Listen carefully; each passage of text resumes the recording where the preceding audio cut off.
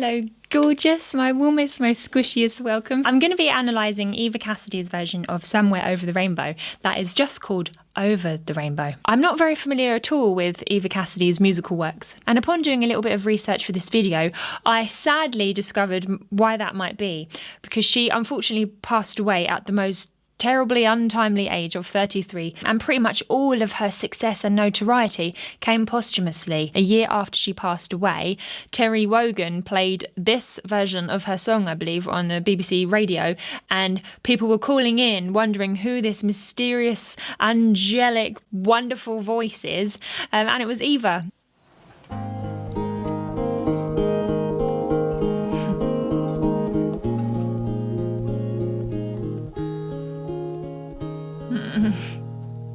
Beautiful. Somewhere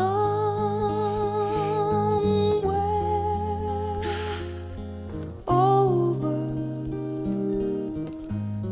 the rainbow way, a path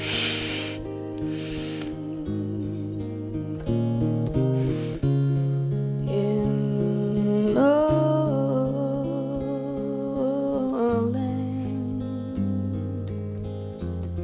that I heard of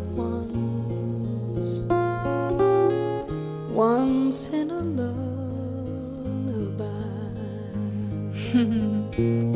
This is so beautiful. Oh my goodness. I didn't realise she was such an exemplary guitarist as well. So much so that she's actually sharing vocal melodies with the guitar itself. Like that intro that she did was really clever.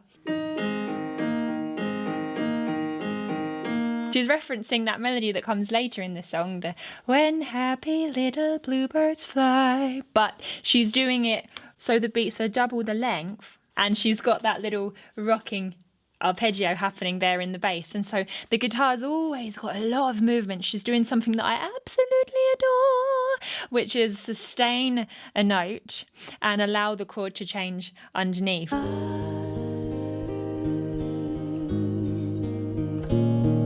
Because of course the vocalized note makes up the chord.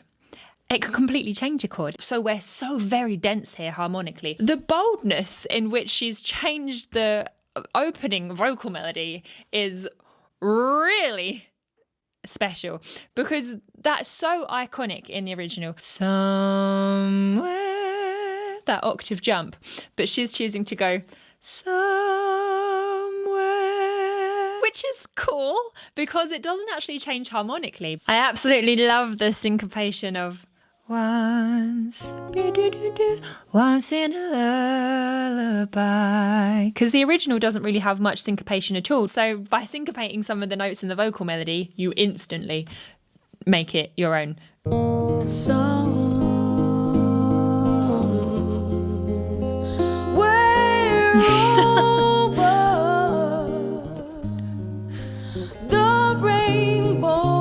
So she does do the octave jump, she just holds it. A blue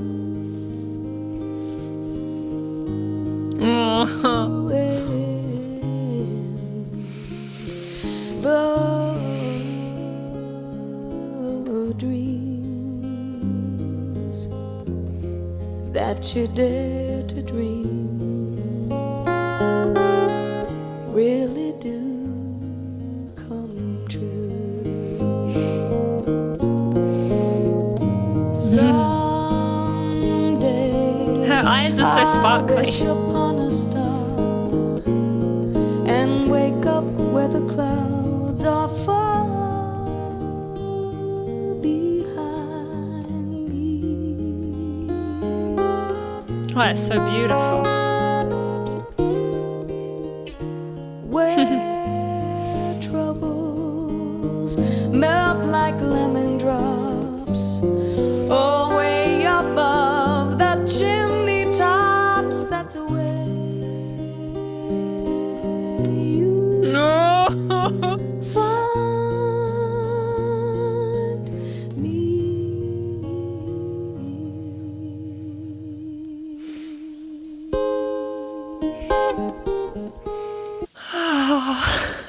Oh, beautiful. Those verses usually are the exact same, but she is just making this more and more and more magical as it goes on. More and more melody adjustments.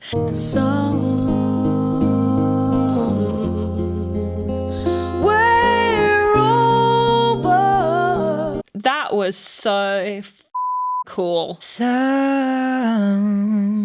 casual to the point where you think she'd probably go, where? But no! And this time she's gone up with strength as opposed to switching to mode 2, which is where the vocal folds thin out and we get a where. And we can be sure that this is a creative, deliberate decision because she opened a note very similar at the start in mode 2. It was where.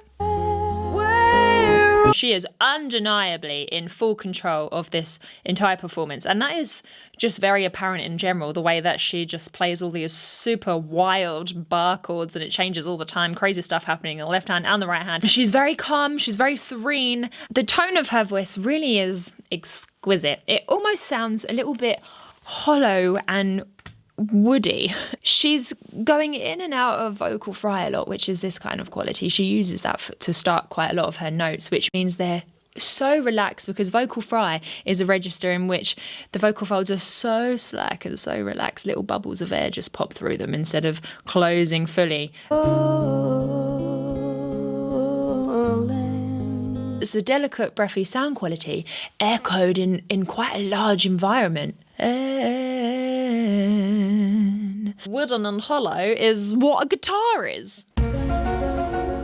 So I don't know whether that was just an unconscious bias. Something that I'm enjoying immensely about her voice as well is the amount of control she has to sing sustained notes softly. That is not easy to do at all. Oh, way above the chimney tops, that's away.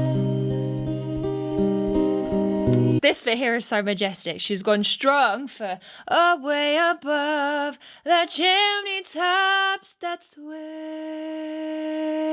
Completely unwavering and soft. So that was two very, very different pressures and vocal setups that she had to navigate there, and it was just faultless. And by doing things like that, she's really given us permission to completely surrender. She's got everything under control, and all we have to do is just sit and enjoy the wonderful lullaby soothing magic. Also because when she does her strength, she's doing it without belting. So belting would be like where, and it's the same register as where, but belting makes it a lot physically easier to produce because it's got a lot of twang, which is this shrunken position we have. We don't feel like she's going to yell at us at any point. Even when she does choose to go strong, everything is under control.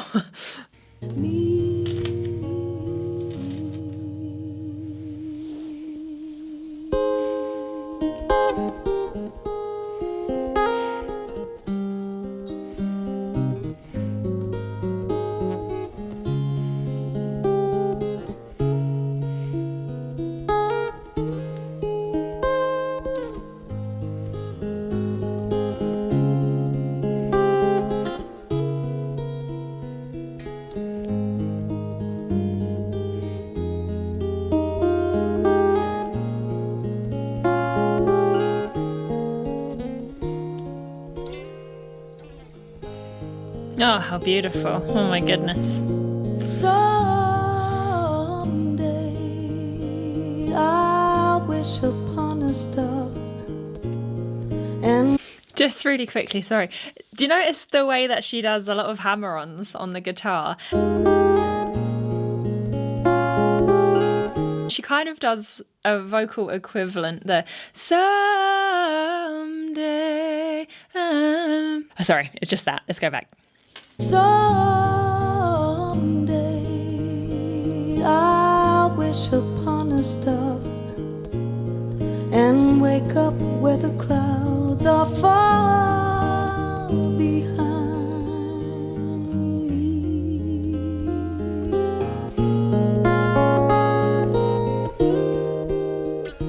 Where troubles melt like lemon drops, oh, way chimney tops, that's where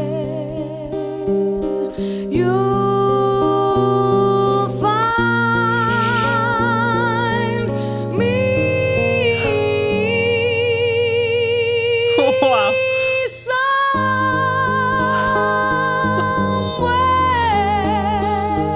over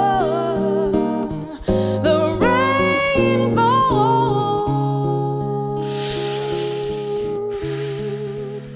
Skies are blue. And the dreams that you dare to dream really do come true. If happy little bluebirds fly above the rainbow wide, oh, why can't I?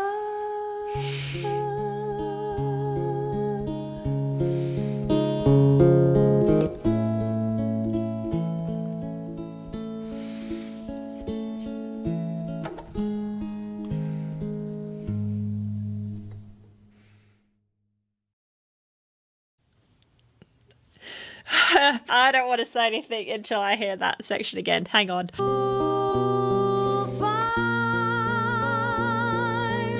me somewhere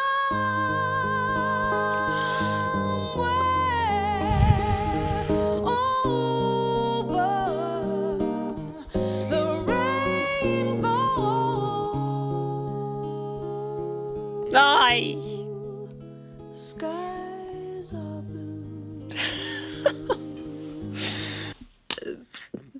I read that Paul McCartney and Adele and someone else that I don't remember He doesn't play for the money he wins. agreed that she has one of the most beautiful voices ever recorded. And reading that, I thought, wow, I wonder what kind of impressive thing she does. Now I get it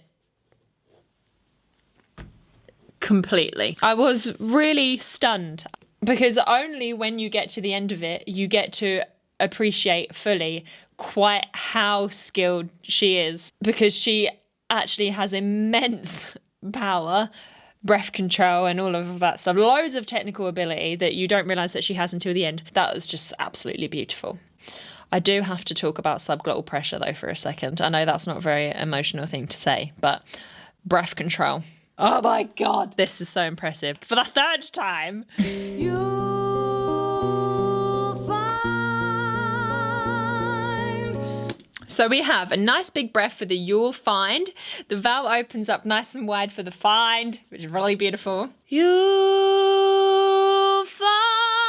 All of those bright frequencies escaping on the find. The way that she controlled her breath on the me was spectacular, because look how high she gets it. Find me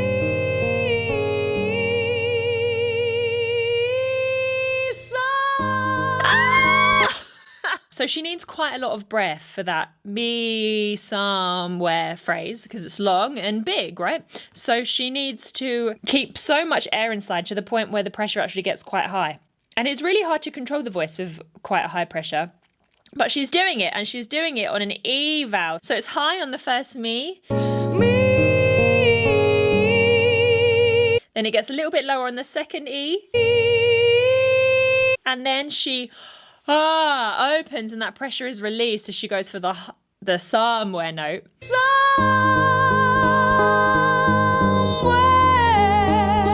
Even though the note is higher. It's just it's crazy breath management. It's so easy. If you just drop a little bit of breath support around here, your voice will do this. Me! It sounds effortless, but let me tell you, it is not effortless at all. Oh my God. Because she's in such control in every aspect. And then you remember that while she's doing all of this wild breath control and her voice is just as clear and crystalline as a smooth, icy, frozen lake. Slightly weird description. Note perfect, rhythmically perfect in that guitar passage underneath. It takes a wild amount of skill to make something so complex sound so easy.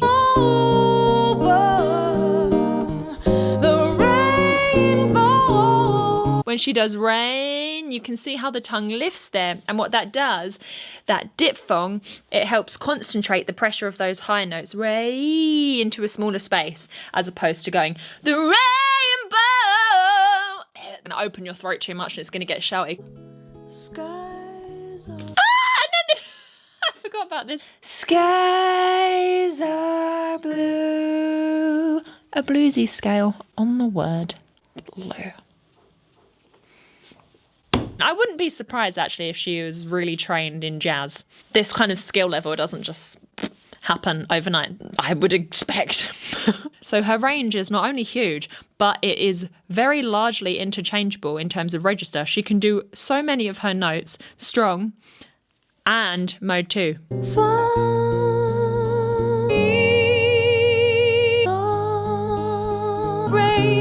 I'm just reflecting on how good that was, and she's so clever. Like, in the very beginning, in the intro, we said that she had used the "When Happy Little Bluebirds Fly" melody in the intro, and I thought that was a foreshadowing of what's to come, but it wasn't. The guitar was the thing that does that little melody. Her voice didn't do that melody, so she actually evolved that section to a beautiful polyphony instead of swap melodies out. If happy little bluebirds fly above the rainbow wide. And then the way that she trades ornamentation between the voice and the guitar. To dream really do come true. She really was spectacular. And I really appreciate watching the vulnerability in which she was singing as well, because I think stage presence is something that we associate, good stage presence anyway, being like put on a show and give them the old razzle dazzle. I was always told that I have to open my eyes. Open your eyes when you're singing, otherwise no one will believe what you're saying. But like, isn't that crazy? Because no one is going to believe what you're saying if you're not being authentic. And so if your authentic expression is shy and reserved and eyes closed and not too much movement, then everyone is going to believe fully what you're saying because it's true. I read how she was apparently so painfully shy, and that is probably why she didn't get famous earlier on, because she didn't really want to venture too much out of her hometown and the venues that she was used to. I just wish she knew that there would have been so many millions and squillions of people to cherish her beautiful vulnerability the way it is, you know, because we're all doing it now. But I don't know, I believe that she knows somewhere over the rainbow. Thank you so much for hanging out with me today and honouring Eva. I really hope you enjoyed this video as much as I enjoyed making it. If there are any singers or musical situations that you would like me to give my 10 cents on, then please do let me know down below in the comments, as it is what I love to do. If you're here at the premiere, huge premiere hug for you. And if you're here at any other time, a huge hug for you too. And kisses on the head for everyone. Mwah. Have a beautiful day. I love you very much. And I'll see you next time. I actually had to go to a 2-hour lecture about this song at uni to study how brilliant the composition is, which it really is, by the way. But my funnest fact I took away from that lecture was that in the melody, somewhere over the rainbow, each line, way up high, there's a land that I heard of once in a lullaby. The little arches, or musical intervals, get smaller every time. Just like a rainbow. It's such an incredibly crafted song in terms of word painting. The anticipation building in the when troubles melt like lemon drops away above the chimney tops, that's where. And then the find me, how it explodes into I'm gonna go somewhere. Oh, that little semitone down, because that's the just over. And it's on the word over. And what else? Way up, going up on the word up. And then the perfect resolution of lullaby, as in like restful. Oh, it's just amazing. Really, really